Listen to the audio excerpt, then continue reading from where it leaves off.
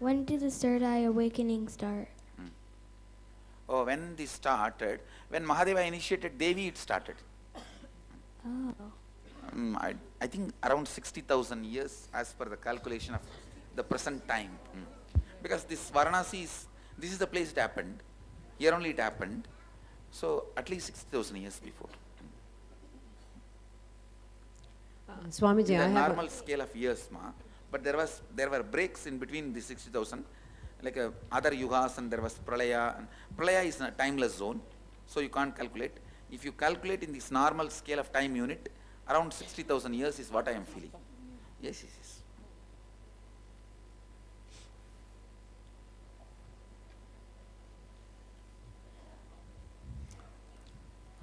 Swamiji, Which side? Sarvanya Pida side. Go ahead. Swami, during blindfold reading, when I try to see through third eye, my awareness goes inside. It's like That is good. But I'm not able to. No. Yeah, even if it goes inside, it's okay. Allow. Suddenly you will be able to see. Is it possible to ask you some question in the darshan? You can ask. Or so many people that is very difficult for you. No, you pen down and bring it, I'll answer. For example, yesterday I penned it down and I brought to you. And I told you I'll take care, that's all, leave it. It's attended. Swamiji, I have a question about Rahu Kalam. Is it mandatory? What if in case you don't follow it? I was asking you, is it mandatory to follow Rahu Kalam and Yamakandam? What if you don't follow? That was my second. Actually, it is nothing big, significant, and I'll say you don't, you just forget about it.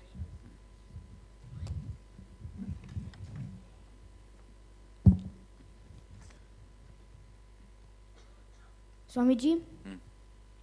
About swallowing swords, like they do things like that. It's just the neck flattening.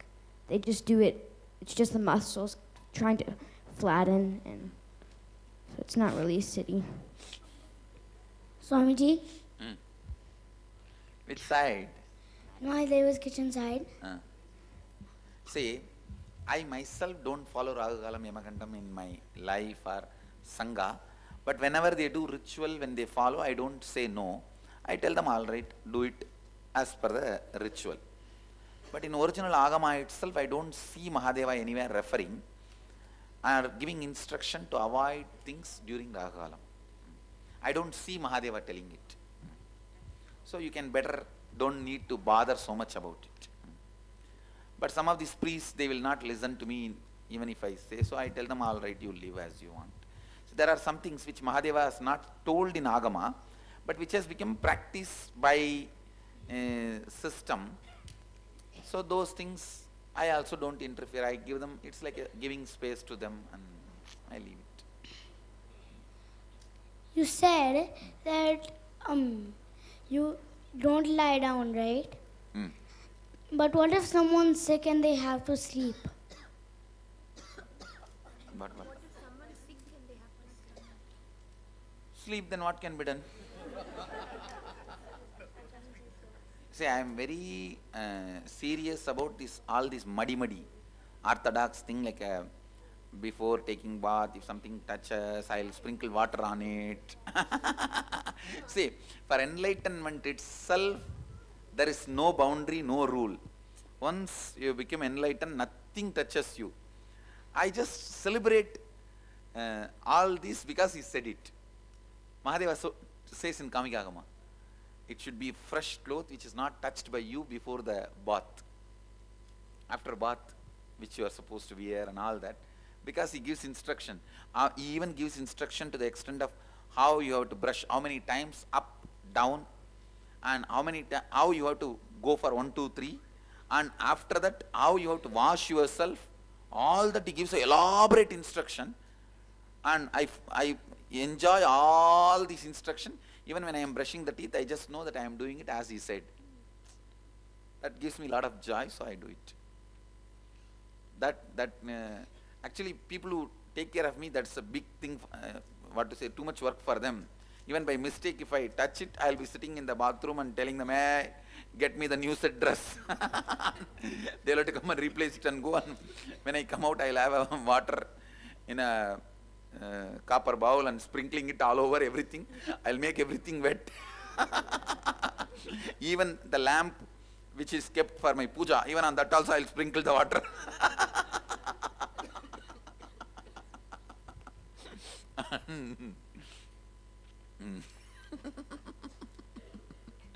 I have seen my grandmother, who is very this muddy.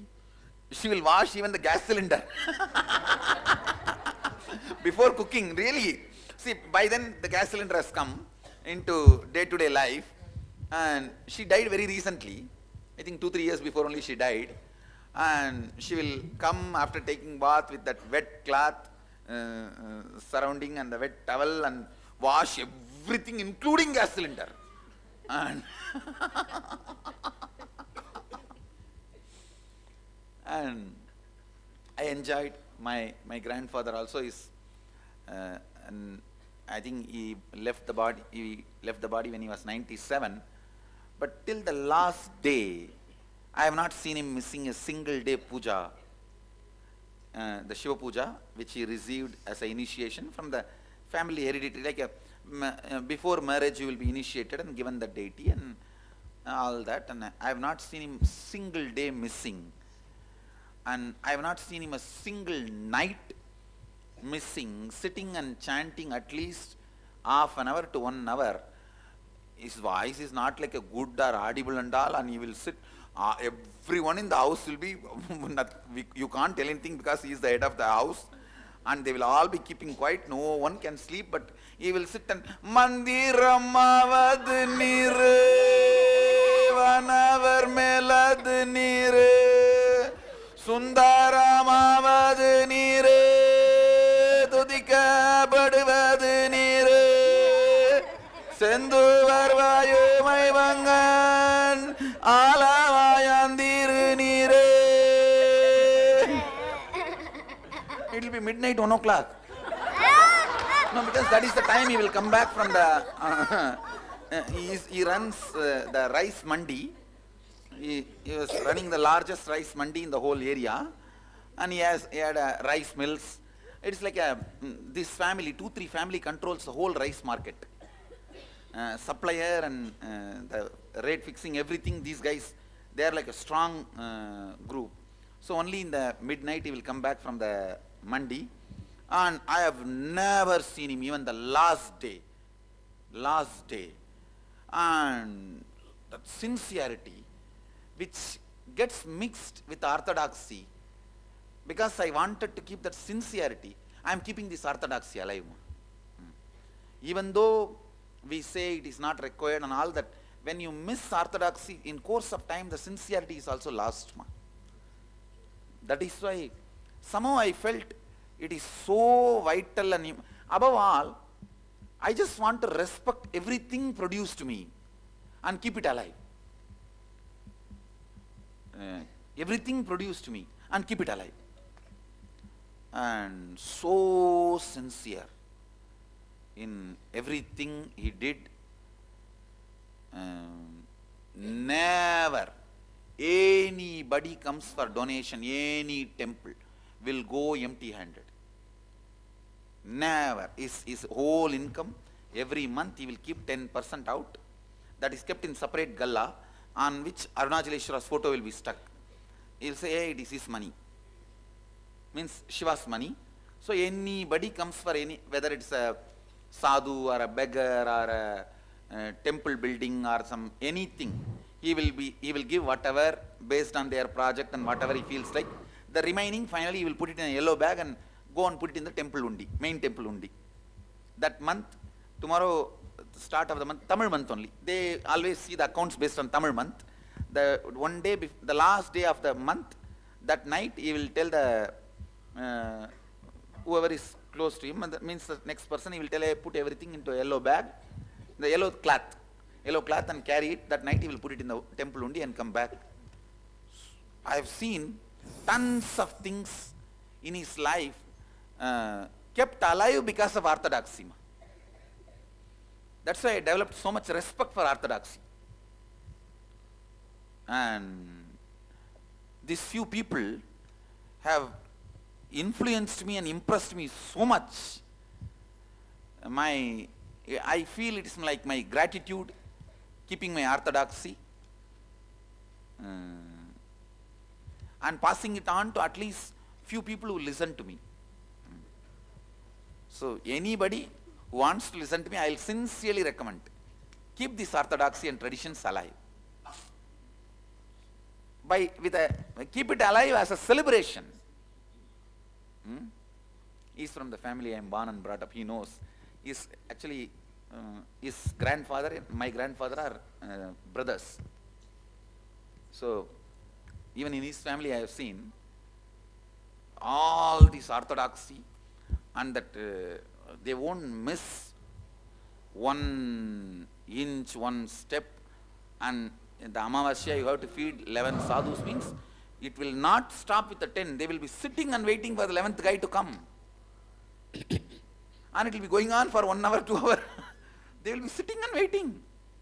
And outside my grandfather's house I have seen 2 big stone things there. I don't know. The totti ke nama solveenga?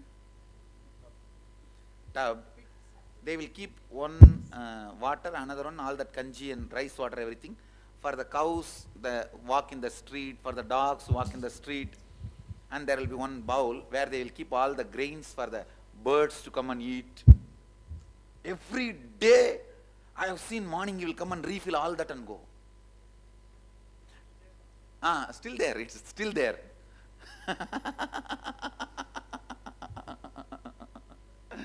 And the last day he died, he did his puja, went to office, noon he came back and ate, and then he said, I think if I die in the daytime it will be easy for all you guys to organize everything, and he died.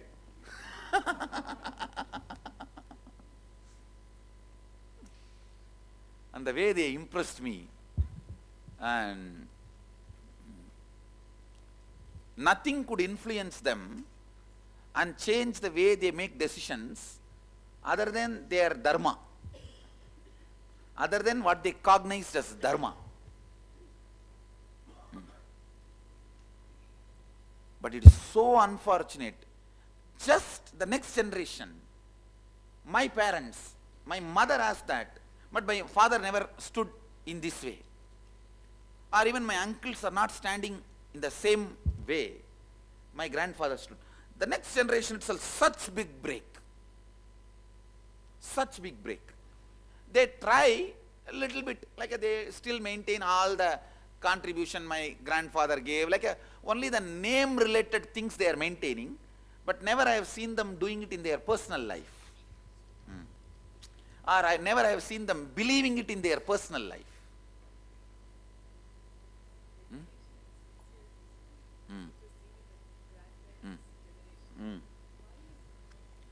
Because suddenly we felt that saying no to everything Indian and the traditional is cool, ma. The 70s, 60s, 70s generation, so destroyed and spoiled with the powerful tsunami of anti-Indian, anti-traditional. Anything traditional is stupidity. All your parents are fools. All their habits are useless. That is responsible for our poverty. That is our sickness. The kind of a huge brainwashing done, not after 78.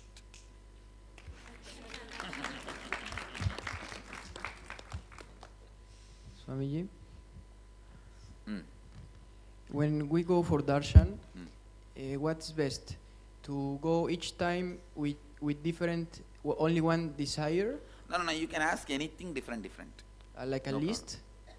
You can. No, you can, because at the time even if I scan it, it's already recorded and responded. Thank you. Swamiji? I'll spend any amount of my time, talent, treasure to teach this orthodoxy to my next generation kids and keeping it alive. I'll spend any amount of my TTT time, treasure, talent to keep this alive, because the kind of a human beings they were. Even now it's a joy for me to remember their life and lifestyle and celebrate. Nice, go ahead. So, Swamiji, the bioenergy that we talked about in the morning, is the patterns have a physical location or does it move all over? Bio-memory only has a physical location. Bioenergy itself doesn't have a physical location. Okay. Bio-memory has a physical location. So like the I am as a body, does it have like always for everybody in one? No, I am as a body always reflects on Ananda Gandha. Okay. If for everyone it is there, only there. Okay. And stress, feeling loaded, it's always on the shoulder. Okay. Sir. And confused is always on the eyes. Okay. So many of the major patterns are always standardized. Okay. Thank you, Swamiji. Swamiji. Which side? Go ahead. So when Mahadev gave instructions to Bhagavad Shastra, how much people follow it in the world? I don't think anybody follows it now, because only very recently we rediscovered it. That book itself, the original Sanskrit, it was published and it was there, and this Tamil translation, very recently we got it, which was published maybe 100 years before. 100 years before they translated and published.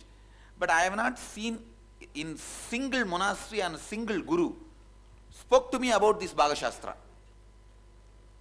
Only after I got the book and read the original verses, sutras, and compared the language with the Agama and found out it's the same language, I am convinced it is by Mahadeva. Then of course I spent little time on consciously scanning. Then I realized, yes, it is by Mahadeva. Other than that, I have never heard from any guru the Mahadeva has written a cookbook and he has given an instruction on recipes. I don't know whether any of you guys heard, you tell me. I have not heard from anybody. Even my gurus, I have met many gurus who are masters in scriptures. Even from them I have never heard Mahadeva has written a cookbook. He has given an instruction on cooking. Even in the temple, I volunteered many times in the temple, Tiruvannamalai temple kitchen. They have no idea about the Bhagavad Shastra done by Mahadeva. When I asked them how you do, they said, no, whatever my, see the Tiruvannamalai kitchen, see Tiruvannamalai temple is handled by 16 community. So the puja is done by Shivacharya, and when the deity comes, Utsavamurti, the jewelry and the deity responsible is by Saiva Velalas, and the umbrella holding is by Nadar, and the chariot moving is by Ottar and Parayar. Like this, the responsibilities are there. So that communities do, like the parents teaching to sons like that, and still that in that 16 community, the people who are responsible for the temple don't take up job outside the village, outside Tiruvannamalai. They will take up job only there, and they will continue to do. If they are going, they will put the responsibility with the cousins and then only go. It's a pride. No one will give up and no one is paid. No one is paid. Whole Tiruvannamalai running, the temple running expense is zero. Zero running expense. Everything comes as an income and no running expense, because everything is done by volunteers. Utsavams, festivals, flower garland making, umbrella, repairing and holding them, everything run by the 16 community.